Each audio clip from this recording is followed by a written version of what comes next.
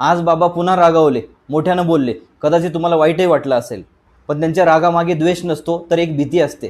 त्यांना भीती वाटते की उद्या माझ्या मुलाचं काय होईल.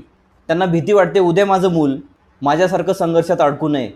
ते स्वतःचं आयुष्य कष्टात जगले, पण मुलाने तसं जगू नये म्हणून ते ओरडतात.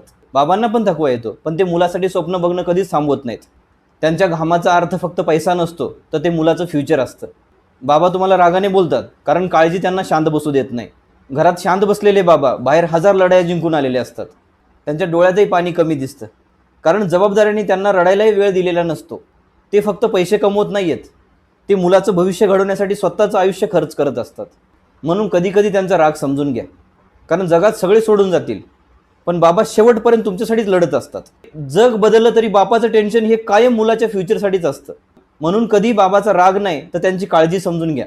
म्हणून बाबा रागवतायत म्हणून त्यांना कधी जज करू नका, त्यांना उलटसुलट उत्तरं देऊ नका. तर अशा बाबांसाठी एकदा तरी मनापासून म्हणा की बाबा तुमची मेहनत मी कधीही वाया जाऊ देणार नाही.